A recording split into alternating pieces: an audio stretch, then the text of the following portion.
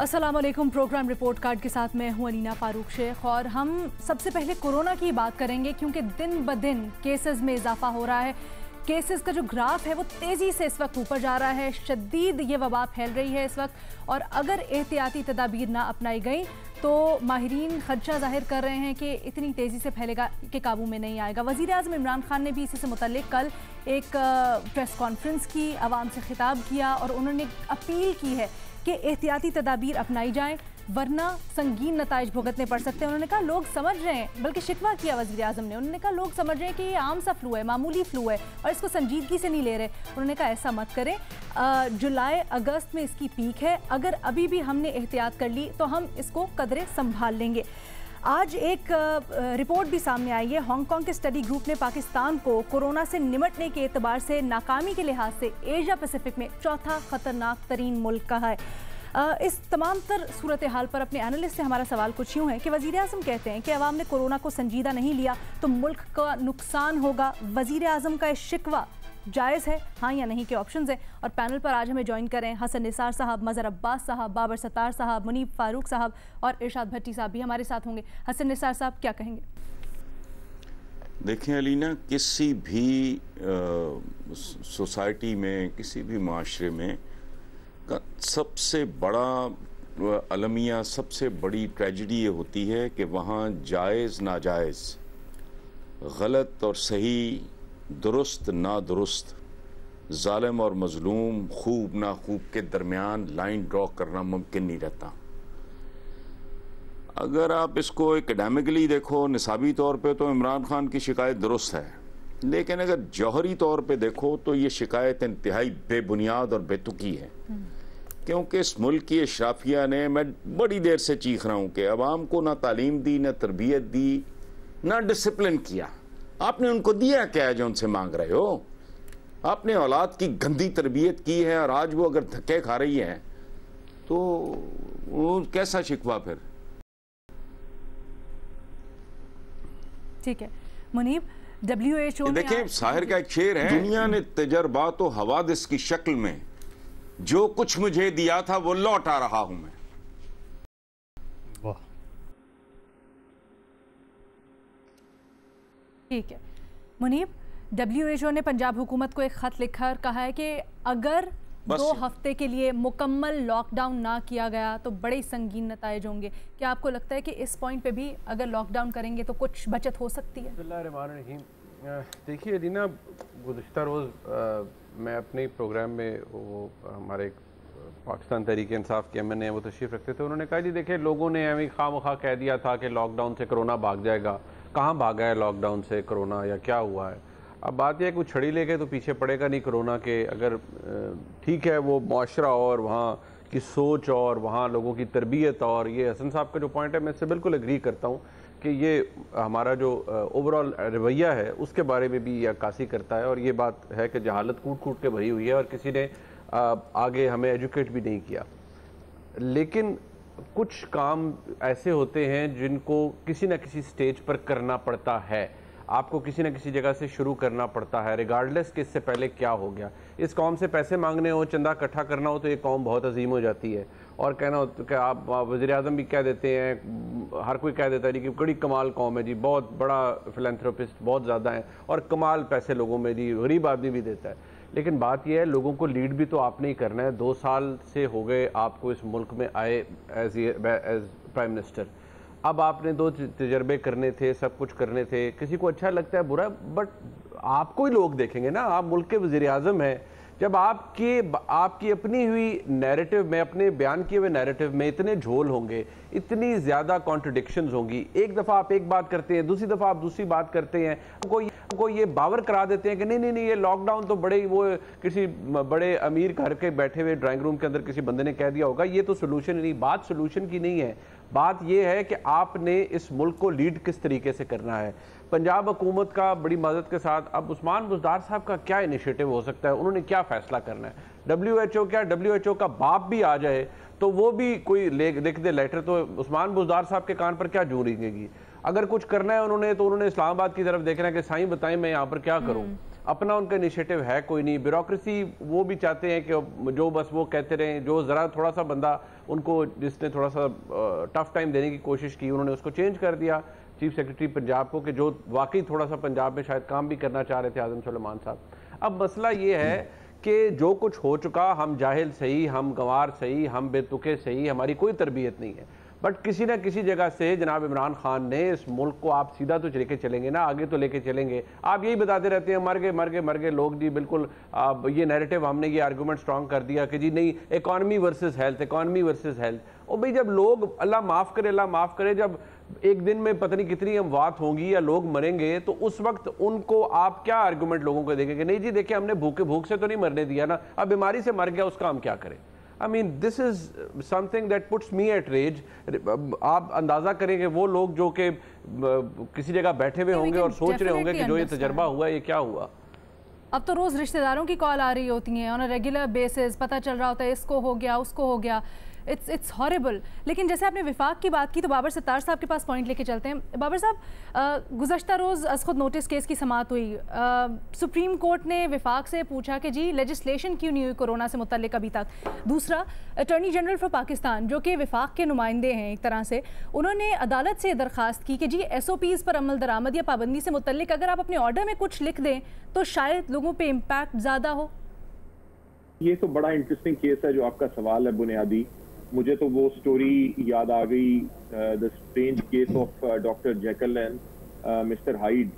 तो अब समझ नहीं आता कि इमरान खान साहब एक दिन डॉक्टर जेकल बने हुए होते हैं, वो इंटेलिजेंट साइंटिस्ट हैं, वो बता रहे हैं कि जनाब ये होना चाहिए वो होना चाहिए, दूसरे दिन उनकी ऑल्टर ईगो सामने आ जाती है।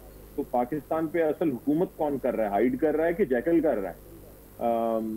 एक अगर आप इनका नैरेटिव देखें, मैं मुनीब के साथ अग्री करता हूँ, एक कंसिस्टेंट उन्होंने कैंपेन चलाई है लॉकडाउन के खिलाफ, यानी सारी दुनिया एक तरफ से सोच रही है। आप एक कैंपेन, आप खाली ये नहीं कह रहे कि हम लॉकडाउन नहीं कर सकते, आप बुरा भला कह रहे हैं लॉकडाउन को, आप कह रहे हैं कि ये एलीट की साजिश है कि यहाँ पे लॉकडाउन हो रहा है। भाई अगर मेरे पास बहुत ज्यादा पैसे हैं तो मेरा दिमाग खराब है, मैं अगर एलीट हूँ, मेरा बड़ा घर है, मेरे पास बड़ा बिजनेस है और मुझे काम करने की जरूरत नहीं, मेरा दिमाग खराब है कि मैं कोरोना में जाऊं और लोगों के अंदर घुलूं मिलूं और काम करूं।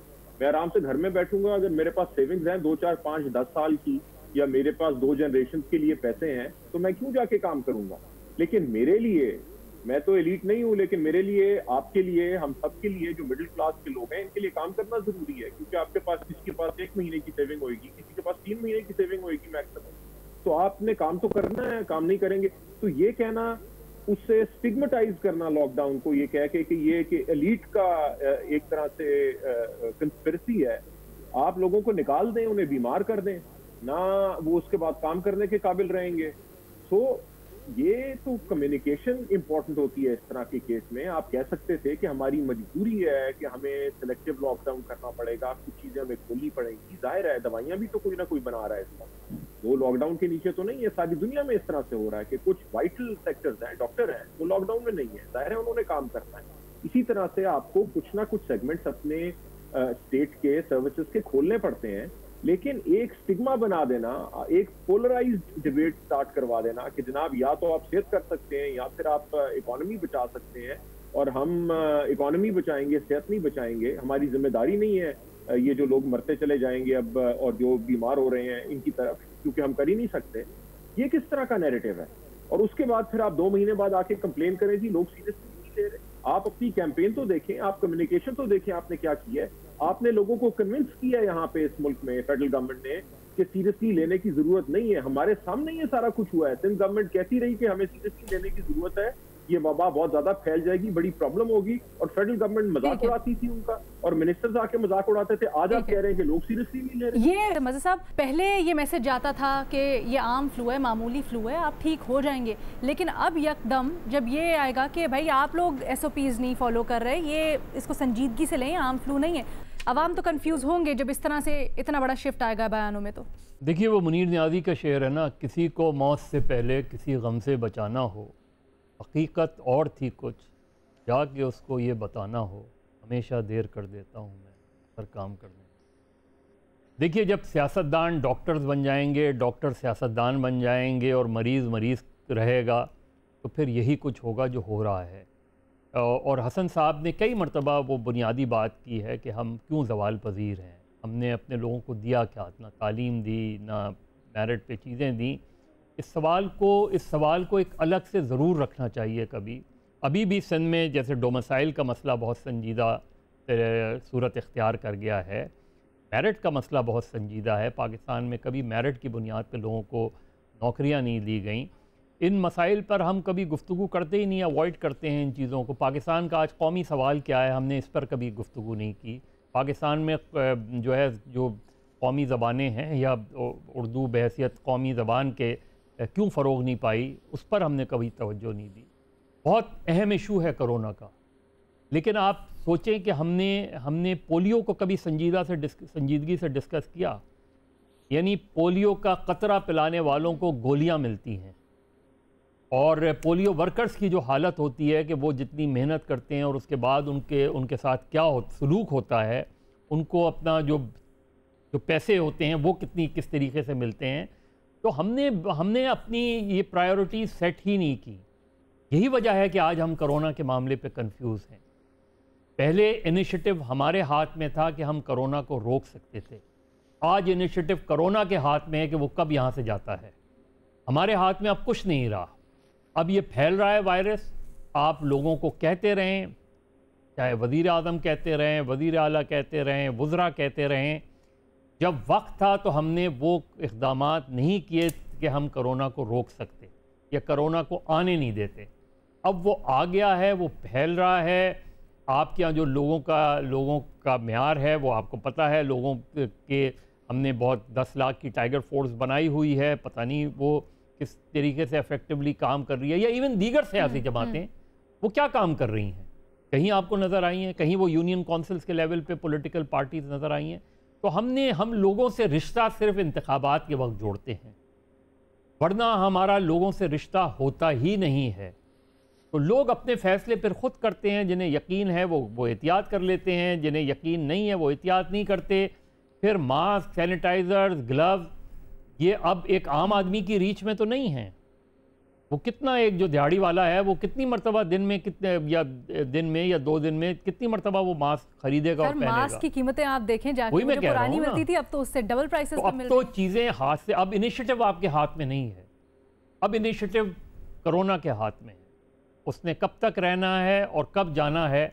हमें सिर्फ ये देखना है कि कितना वायरस फैलता जाता है, और हमें अस्पतालों का और उनका इंतज़ाम करना है। वो इंतज़ाम हम सही कर लें, बेहतर कर लें। बाकी ये वायरस कब जाएगा, मेरा ख्याल है हम में से किसी के पास इसका जवाब नहीं है। मतलब अब हम हालात के रहमो करम पर हैं। इरशाद भट्टी साहब, देखिए जी, पहली बात तो बराए मेहरबानी फिर याद करवा दूं, 104 दिन हो गए आज कोरोना को पाकिस्तान में। पहले दिन से आज तक कहीं भी कोई लॉकडाउन नहीं हुआ, किसी SOPs पर एक दिन भी अमल दरामद नहीं हुआ, किसी सूबे में, किसी शहर में, किसी पिंड में। ऊपर नालायकी, कन्फ्यूजन, बेवसाइली और विजनलेस लोग थे, नीचे जहालत है। दूसरी बात, बासद अदब सुप्रीम कोर्ट से कहना है कि अब हफ्ता इतवार को मार्केटें, शॉपिंग मॉल्स बंद करवाने का क्या फ़ायदा। कोरोना जी भर कर ईद मना चुका है, कोरोना जी भर कर नए कपड़े खरीद कर पहन चुका है। अब तो पाकिस्तान के शहरों में हर 5वां बंदा कोरोना का मरीज है। दूसरी बात है, हुकूमती वुज़रा से दरख्वास्त है, एक दूसरे से ट्विटर पर ही पूछ लें कि कोरोना की पीक कब आएगी, कोरोना का ट्रेंड क्या है। असद उमर, शाह महमूद कुरैशी, जफर मिर्ज़ा और ख़ुद इमरान खान साहब हमें बताते रहे कि जून में के आखिरी हफ्ते में पीक है, जून पीक का महीना है, फिर ये जुलाई पर चला गया और अब अगस्त पर चला जा रहा है, और इसके बाद मेरे ख्याल से सितंबर भी आएगा। अब आ जाए वज़ीर आज़म साहब के 24 किलोमीटर के वज़ीर आज़म साहब के SOPs और फ्लू पर। एक तरफ आलमी इदारा सेहत कह रहा है कि कोरोना आलमी वबा है, इस हवाले से कोताही ना करें। एक तरफ आलमी इदारा सेहत कह रहा है कि हर मुश्तबा शख्स की टेस्टिंग करें। एक तरफ आलमी इदारा सेहत कह रहा है कि ये स्वाइन फ्लू से 10% ज़्यादा ख़तरनाक है। एक तरफ आलमी इदारा सेहत कह रहा है कि एशिया जो है वो गढ़ बन सकता है कोरोना का, एक तरफ आलमी इदारा सेहत कह रहा है कि पाकिस्तान की कच्ची आबादियाँ और पाकिस्तान की गुंजान आबादी और पाकिस्तान की बेएहतियाती ख़तरनाक साबित हो सकती है। दूसरी तरफ हमारे वज़ीर आज़म साहब कर्फ्यू छोड़े, लॉकडाउन छोड़े, स्मार्ट लॉकडाउन भी नहीं हुआ, SOPs तो हुए ही नहीं। कन्फ्यूजन का ये हाल है कि एक मरतबा मेरा महबूब वज़ीर आज़म फरमा रहे थे, हम जो मर्जी कर लें लोग इसे सीरियस ही नहीं ले रहे। लोग समझ रहे हैं कि ये फ्लू है इसलिए SOPs पर अमल ही नहीं कर रहे। ये बड़ा ख़तरनाक अमल है। फिर यही वज़ीर आज़म साहब कौम को बता रहे हैं ये वायरस एक किस्म का फ्लू है, बड़ी तेज़ी से फैलने वाला। लेकिन अच्छी बात यह है कि 97% लोग इससे सेहतयाब हो जाते हैं, 90% को हल्की फुल्की खांसी और ज़ुकाम होता है। अब मैं समझता हूँ कि इमरान खान की आवाम से शिकायत तो जायज़ है। नहरों में नहाने वाली 67% वो लोग जो पूछते हैं कोरोना है कि नहीं, आलमी साजिश है, हाथ मिलाने से नहीं फैलता, बाजमात से नहीं फैलता। लेकिन आवाम की भी ये शिकायत जायज़ है कि चारों सूबाई हुकूमतों ने, वफाक ने, सुप्रीम कोर्ट ने मिलकर इस मुल्क की कोरोना कर दी है। तो अब मेहरबानी लॉकडाउन से आगे निकलें, SOP से आगे निकलें। ये सब चीज़ें माजी हो गई हैं। ठीक है। अब मैं आपको बता दूं कि 2 करोड़ के कराची में ये जो कारकर्दगियों का वेला हमारे सरों पे था, बाकी मुल्क तो छोड़े वो तो रह ही गए। 2 करोड़ के कराची में 12 प्राइवेट और सरकारी अस्पताल हैं जिसमें 498 आइसोलेशन बेड हैं।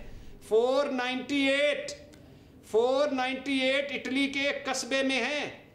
इनके ये हैं, ये रोज एक प्रेस कॉन्फ्रेंस, बिलावल भुट्टो साहब रोज एक प्रेस कॉन्फ्रेंस, मुराद अली शाह साहब, KP के तो वुहान बन गया, वहां तो पता ही नहीं है। यास्मीन राशिद और बुजदार को भी छोड़ें, बलोचिस्तान कटा हुआ है उसको भी छोड़ें, वफाक को भी छोड़ें, इमरान खान साहब खुद मौजूद है। ये जो सबसे बड़ी कारकर्दगी वाला सूबा सिंध है, उसके कराची में जहां डॉक्टर फुरकान सड़कों पर मर चुका है, वहां 498 आइसोलेशन बेड है। इस पर सिर्फ सिंध असम्बली, अल्लाह उनको कुछ ना करे, और उनके एडवाइजर, उनके वजीर ही आ पाएंगे, बाकी सारे हम सड़कों पे मरेंगे जैसे कुत्ता वैक्सीन नहीं मिलती, जैसे कोई सरकारी दवाई और टीका नहीं मिलता। वैसे भट्टी साहब, मुझे ना ये बात समझ नहीं आती है, जब भी किसी भी सूबे की बात करो, सिर्फ सिंध नहीं, पंजाब को बताओ, खैबर पख्तूनख्वा को बताओ, तो दूसरों सूबों की तरफ क्यों पॉइंट आउट करने शुरू हो जाते हैं। हम आपको बता रहे हैं आपके घर के अंदर आग लगी है तो वो कहते हैं भाई वो उसको देखें, वहां से भी तो धुआं निकल रहा है ना। हर कोई अपने आप को सही क्यों नहीं करता। बदकिस्मती की बात है, ये बदकिस्मती की बात है। ये सास बहू वाली लड़ाइयाँ हैं, ये नंद भावज वाली लड़ाइयाँ हैं। बात बेसिकली ये है कि 18वीं तरमीम बामुकद्दस, बाबरकत और जमहूरियत को कंधों पर उठाई हुई जो 18वीं तरमीम है, और जिसने इस मुल्क में इनकलाब और दूध की नहरें, और जिसके खिलाफ कोई जमहूरे नहीं सुनते, बात ही नहीं सुनना चाहते, ना लात मार देंगे, गिरा के लात मारेंगे अगर इस तरफ आए। उसके बाद हालत ये हुई है कि कोई सूबा भी तैयार नहीं है, ना KP के, ना पंजाब, ना बलोचिस्तान, ना सिंध। और ऊपर से सबसे बड़ी बात है कोरोना से लंबी ज़बानें हैं, और ऊपर से बड़ी बात है ये टिड्डी दल ने खुद नस्लें उजाड़ रहे हैं। 1,10,000 से ज्यादा बंदा मुतासिर हो गया कोरोना से। अब तो हम लोग हाथ बांध के बैठे हैं, कुछ समझ नहीं आ रहा किसको क्या हो रहा है। मैं कह रहा हूँ 1 करोड़ भी हो जाए अलीना शेख, किसी को कुछ फर्क नहीं पड़ेगा। हमें पड़ है, हमारे प्यारे यहाँ पर रोज़ फ़ोन आते हैं, भट्टी साहब इंतकाल हो गया है हमारी फैमिली में किसी का, आप सीरियस नहीं ले रहे लोग इसको। Honestly it is high time now. यहाँ पर एक छोटी सी ब्रेक लेते हैं, उसके बाद वापस आते हैं।